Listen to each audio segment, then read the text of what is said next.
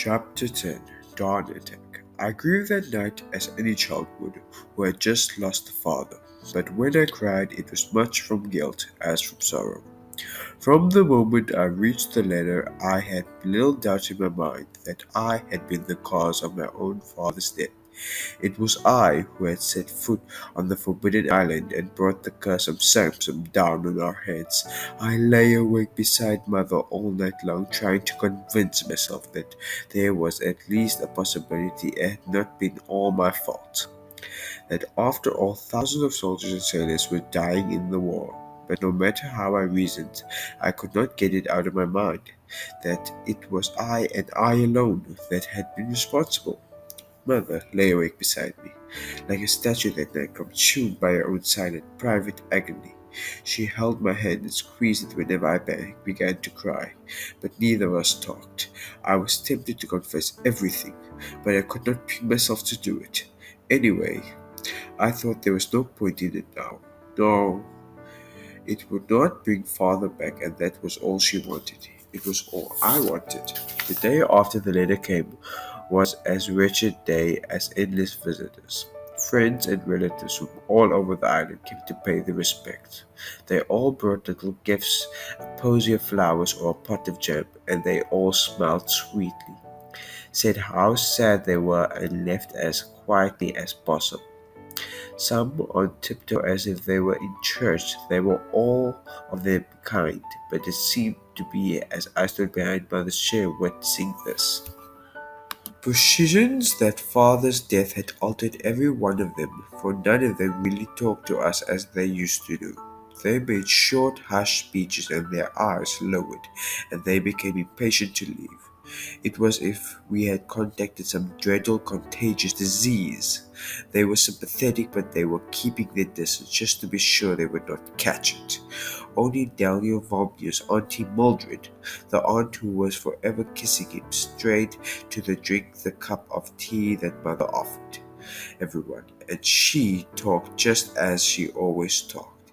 And she was the only one I remember who actually mentioned father. Of course, she went on, after saying how sorry she was. Of course, he was a fine man, your Peter.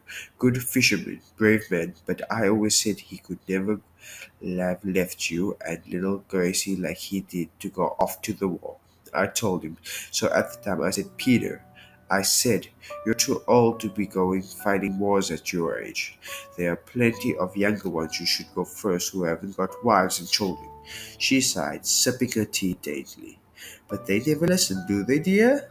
They always think they know better, don't they? You can tell them, can't you? And when she got up to several cups of tea later, it was already dark outside the windows. She hugged me to her so long and so hard that she almost smothered me. Poor little mite, she said, kissing me on the head. Poor little mite. Anything I can do to help? You know where I am. And she was gone. When I shut the door behind her and turned round, I saw mother was smiling. The grief lifted from her face for the first time that day. Thank God for Auntie Mildred, she said, and she closed her eyes and put her head back against the chair. It's a funny thing, Gracie, but I never liked that woman, not until now. Neither did your father come to that. Then came a knock at the door. Someone else, mother said. People are kind, Gracie. They're so kind, but I don't know if I can face anyone else. I'm tired. I'm so tired. Could be Daniel, I said. He hasn't been yet.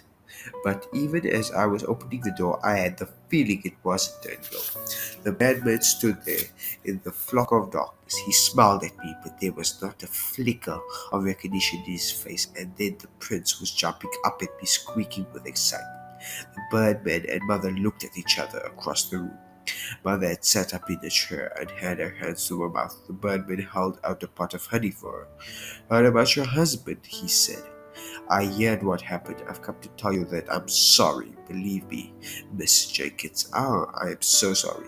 It's Mr. Woodcock, isn't it? Said Mother, rising from her chair, taking the honey from him. And I think I have more to thank you for than just this one pot, honey, haven't I? It was you, wasn't it? It was you all along. You were the one who has been so kind to Gracie and me all this time. But the birdman was already walking out the door, Prince following at his heels. Mr. Woodcock, Mother called up after him. I've a cup of tea for you. It's still warm. But the birdman never even looked around. He disappeared down the path into darkness. Well, Mother said, so now we know who it was. But even why, Gracie? I don't understand it. I've never spoken to him before this evening. Worse than that, I've avoided him all my life. Father always kept me well to stay out of his way too. She was looking directly at me now, the honey still in her hand. He speaks so strangely. It may have only been the way he talks, but I felt that he meant what he said more than anyone else today. It was almost as he felt responsible somehow as he was apologizing. To my great relief, Mother said no more about it until we were in bed later that night.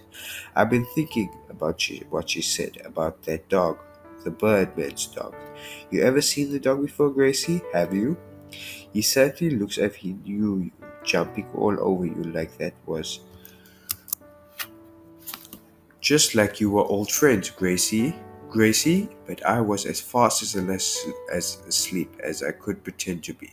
My breathing so deep and regular that my presence must be given away to fatigue, and I was soon well and truly asleep. I was awoken suddenly. I thought at first it might be a gull tapping on the window, but when I looked there was nothing there. The night sky was already grey with morning. I could see the branches of the tamarisk tree outside my window shaking in the wind. But there was no gale blowing, it was only in a gale that the twigs scraped against the window pane. I sat up in the bed slowly so as not to wake Mother, who lay on her side facing away from me. Then I heard it again, and this time I knew it was for what it was, for I heard a pebble fall back and bounce off the path. Outside, I eased myself carefully out of bed and crept over to the window. Daniel stood on the path looking up at me, and he was beckoning me to come down. I dressed quickly at the bottom of the stairs and rubbed myself against the cold of the morning and stole out of the house. Daniel said nothing. He put a finger to his lips to prevent me from whispering. We stole down the path and out of the gate, and then we began to run.